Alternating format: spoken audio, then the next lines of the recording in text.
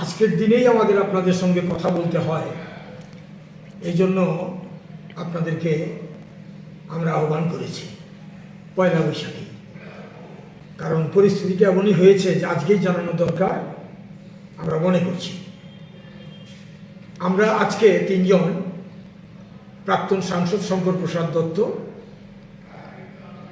এবং আমাদের রামনগর বিধানসভা কেন্দ্রের যে বাই ইলেকশন তার যে সিপিআইএম প্রার্থী, আমি নিজে, আমার এজেন্ট, আমাদের পার্টি রাজ্য কমিটির সদস্য শ্যামলদেব, তিনি সহ আমিও ছিলাম। আমরা সেন্ট্রাল যে অবজারভার ভিএল ভিমানোয়ার আইএস, তার সঙ্গে গুরুত্বপূর্ণ এবং স্পর্শকাতর কতগুলো বিষয় নিয়ে আমরা আজকে কথা বলেছি। বিষয়গুলোর মধ্যে আমি প্রাথমিকভাবে কতগুলো বিষয় বলছি, তারপর শঙ্কর প্রসাদ দত্ত বলবেন, শ্যামলদেও প্রয়োজনে বলবেন। তো বিষয়গুলো হচ্ছে যে নির্বাচন ঘোষণার অব্যবহিত পর থেকেই রামনগর বিধানসভা কেন্দ্রে বিজেপির তরফ থেকে এমন পরিস্থিতি ক্রমশ সৃষ্টি করা হচ্ছে যাতে করে আমরা নর্মাল নির্বাচনী প্রচার না করতে পারি, প্রতিবন্ধকতা সৃষ্টি করা। যেমন আমাদের সাজসজ্জা নষ্ট করা, ফ্ল্যাগ, স্টিকার, পোস্টার, ফ্ল্যাক্স অধিকাংশই নষ্ট করে দেওয়া হয়েছে, ছিঁড়ে ফেলে দেওয়া হয়েছে, অথবা নিয়ে যাওয়া হয়েছে, অথবা কোথাও আগুন দেওয়া হয়েছে। এগুলো যথাসময়ে অভিযোগ জানানো হয়েছে আমাদের তরফ থেকে, আমাদের নেতৃত্ব গিয়ে বলেছেন, সেটা শঙ্করবাবু বলবেন। তো যাই হোক, এই বিষয়গুলো আজকে আমরা উত্থাপন করেছি যে ইলেকশনটা তো একতরফা প্রচারের মানে হকদার কি তারা ইলেকশনের একতরফা সমস্ত কিছু লাগাবে, নিয়ম মানবে না, কারণ মানবে না। সরকারি পোস্টের মধ্যে প্রধানমন্ত্রীর ছবি, তারপরে মেয়রের ছবি, মুখ্যমন্ত্রীর ছবি বেঁধে রেখেছে, ডাউস ডাউস পতাকা লাগিয়ে রেখেছে, কিছুই বলা হচ্ছে না। এগুলো কি হচ্ছে? আমরা তো দৃষ্টি আকর্ষণ করেছি, কই এগুলো তো সরানো হচ্ছে না। তো তাদের জন্য কি মডেল কোড অফ কন্ডাক্ট নেই? এটা কি বিরোধীদের জন্যই শুধু? তো আমরা কংগ্রেস দল, আমরা সিপিআইএম, আমরা একসঙ্গে লড়ছি লোকসভা বিধানসভায়, এই বিষয়গুলো আমরা রেখেছি। তারপরে আমরা বলেছি যে একটা পরিবেশ সৃষ্টি করে রাখা হয়েছে ভোটারদের মধ্যে, একটা চাপা আতঙ্কের পরিবেশ। গেলেই তারা বলছেন যে ভোট দিতে পারবো তো, অতীতের অভিজ্ঞতা ভালো না। তারা এইভাবে আমাদের প্রশ্ন করছেন। এই বিষয়গুলো বললাম যে যদি ফ্রি অ্যান্ড ফেয়ার ইলেকশনেই করতে চান, তাহলে ভোটারদের মন থেকেই আতঙ্কের পরিবেশ, মনোভাব আপনারা দূর করুন। হ্যাঁ, ক্রিয়েট কনফিডেন্স অ্যামাং দ্য মানে ইলেক্টর্স। তাদের কাছে আপনারা বলুন যে নির্বাচনে অংশগ্রহণ করুন, নির্ভয়ে করুন, ফ্রি ফেয়ার ইলেকশন যাতে হয় তার জন্য মানে ভোটার্স শুড কাম ফরওয়ার্ড।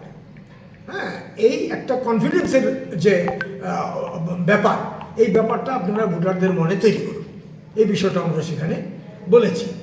তারপরে আমরা বললাম যে একটা ফিয়ার সাইকোসিস তৈরি করা হচ্ছে, পাশাপাশি এটা বলেছি আর কি। তো এতে ভোটারদের মধ্যে একটা নেগেটিভ অ্যাটিটিউড তৈরি হচ্ছে যে আমরা ভোট কেন্দ্রে যাব, ভোট কেন্দ্রে গিয়ে আগের মতোই বাধাপ্রাপ্ত যদি হই তাহলে কীভাবে ভোট দেব, এই বিষয়গুলো আমরা রেখেছি। এবং বিভিন্ন জায়গার মধ্যে দুর্বৃত্তরা এই ধরনের পরিবেশ তৈরি করছে। এবং এর মধ্যে গতকাল মন্ত্রী এমএলএদের উপস্থিতিতে একদম সমস্ত নির্বাচনের নিয়মকানুন লঙ্ঘন করে সভা করে তারা সেখানে, আমাদের কাছে সুনির্দিষ্ট তথ্য আছে, সেখানে অর্থ বিলিয়েছে বিভিন্ন জায়গার মধ্যে। দুর্গাচমনি এলাকার মধ্যে, জয়পুর এলাকার মধ্যে ঘটনাগুলি ঘটেছে। আমরা দৃষ্টি আকর্ষণ করেছি যে তদন্ত করে দেখুক ইলেকশন কমিশন। ছোট্ট এলাকা, আমরা জানি বিভিন্ন জায়গার মধ্যে কি হচ্ছে, অর্থ বিলানো হচ্ছে, সেটা আগেও তারা করতো, এবারও করেছে এটা। তো এটা কি সুষ্ঠু নির্বাচনের সহায়ক হবে? এগুলো কিন্তু নির্বাচনের যে আচরণবিধি লঙ্ঘন, গুরুতর লঙ্ঘন। এই ব্যাপারে পদক্ষেপ করুক নির্বাচন কমিশন, এটা আমরা চাইছি। পাশাপাশি এটা আমরা বলেছি যে এই এলাকার মধ্যে এখন যে অবস্থাটা আছে, হিন্দু মুসলিম সহ বিভিন্ন সম্প্রদায়ের মানুষ, এই জায়গার মধ্যে এই যে একটা সম্প্রীতির পরিবেশ, এই পরিবেশটার মধ্যে কোথায় যেন একটা ধর্মের সঙ্গে রাজনীতি মিক্সিং করে দিয়ে এইরকম একটা পরিবেশ সেখানে তৈরি করা হচ্ছে মাইনরিটিদের মধ্যে, যে তাদের মধ্যে একটা আশঙ্কার পরিবেশ। এটা তো আনফরচুনেট, এটা তো হওয়া উচিত না। কোনোদিন তো বামফ্রন্টের আমলে এটা আমরা হতে দেইনি। ধর্মের সঙ্গে রাজনীতিকে মিশে এটা করা হচ্ছে। এটা শুধু মাইনরিটি না, এটা অন্যান্যদের মধ্যেও এইরকম যারা সবাইকে নিয়ে একসঙ্গে চলতে চান তাদেরও প্রশ্ন, এমনটা তো ছিল না। এই জায়গাটার মধ্যে আমাদের বক্তব্য হচ্ছে যে অ্যামিকেবল এবং একটা মানে ব্রাদারহুড, একটা ফ্রেন্ডলিনেস, হ্যাঁ, এবং এখানে একটা পিস, হারমোনি, ট্র্যাঙ্কুইলিটি মেনটেন করে ইলেকশনটাকে ফ্রি এবং ফেয়ার করার জন্য ইলেকশন কমিশন ব্যবস্থা গ্রহণ করুক। বর্ডার এলাকা, এমনিতেই সেখানে দুর্বৃত্তায়নের একটা বিভিন্ন সময়ের রেকর্ড আমাদের সামনে আসছে। আমরা অনেক চেষ্টা করে সেই এলাকাটার মধ্যে শান্তি স্থাপন করা, সংহতি স্থাপন করা আমরা চেষ্টা করেছি। আগের কথা বলছি, 18-র আগে। কিন্তু গত 6 বছরে ওই জায়গাতে নানা রকম সহিংসতা হয়েছে, তোলাবাজি হয়েছে। এগুলোকে ভিত্তি করে সেখানে নেশা, একাংশের যুবককে সেখানে নষ্ট করার চেষ্টা হচ্ছে, হ্যাঁ, অপচেষ্টা হচ্ছে। এই বিষয়গুলি সবগুলো বিষয় ইলেকশন কমিশন এবং আরক্ষা দপ্তর তাদের আধিকারিকরা মাথায় রেখে সে এলাকায় যাতে নির্বাচন শান্তিপূর্ণ করা যায়, এই আহ্বান আমরা আজকে রেখেছি ইলেকশন কমিশনের অবজারভারের কাছে। পরিণত করার একটা প্রাথমিক পদক্ষেপ আমরা লক্ষ্য করছি বিজেপি দলের পক্ষ থেকে। এই যে গত 10 তারিখ এবং 12 তারিখ বিভিন্ন অ্যাসেম্বলি সেগমেন্টে ত্রিপুরা পশ্চিম লোকসভা আসনে বিভিন্ন অ্যাসেম্বলি সেগমেন্টে যারা 85 বছরের ঊর্ধ্বে এবং শারীরিকভাবে যাদের সমস্যা খানিকটা আছে তাদের যে ভোট নেওয়া হয়েছে, এই ভোট নেওয়ার ক্ষেত্রে আমরা কি লক্ষ্য করেছি যে প্রতিটি বাড়িতে গিয়ে বিজেপির লোকেরা বসেছিল। যতক্ষণ পর্যন্ত ভোট শেষ না হয়েছে, যার ভোটটা নেওয়া হয়েছে সেই জায়গাগুলোতে বিজেপির লোকেরা গিয়ে বাড়িতে বসেছিল। স্বাভাবিকভাবেই আপনারা জানেন সবাই যে ত্রিপুরা রাজ্যে এখন একটা জঙ্গলের শাসন চলছে। গত 6 বছর ধরে ত্রিপুরায় এখানে কোনো গণতন্ত্র নেই, এখানে স্বাধীনভাবে মত প্রকাশ করার অধিকার নেই, স্বাধীনভাবে রাজনৈতিক দল করার কোনো অধিকার ত্রিপুরা রাজ্যে নেই।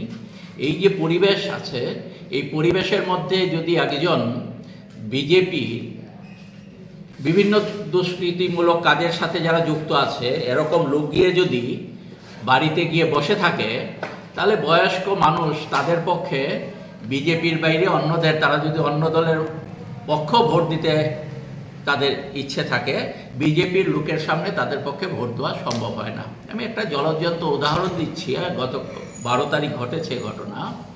আমাদের 7 রামনগর বিধানসভা কেন্দ্রের বুথ নাম্বার 21, এই বুথের মধ্যে আমাদের একজন 85 বছরের ঊর্ধ্বে মহিলা ভোটার, উনি মিসেস চৌধুরী, উনি এবং ওনার মেয়ে দুজনই আছেন বাড়িতে, খুবই গরিব পরিবার।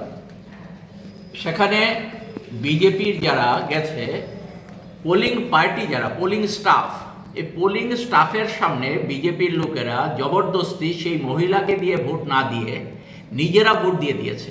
এটা করার সময় ওনার মেয়ে বাধা দিয়েছে তাদেরকে, মেয়েকে ঘর থেকে বের করে দেওয়া হয়েছে এবং মেয়ে কাঁদতে কাঁদতে ঘর থেকে, কারণ আর কেউ নেই তো, বয়স্ক মহিলা আর সেও অসুস্থ, মেয়েটাও অসুস্থ, সেখানে বের করে দেওয়া হয়েছে। এটা সমস্ত শুধু 7 রামনগর বিধানসভায় না, আমাদের রাজ্যের বিভিন্ন জায়গায় এই ঘটনা, বিশেষ করে ত্রিপুরা পশ্চিম যেখানে ভোট হচ্ছে সেখানে এগুলোকে প্রহসনে পরিণত করা হয়েছে।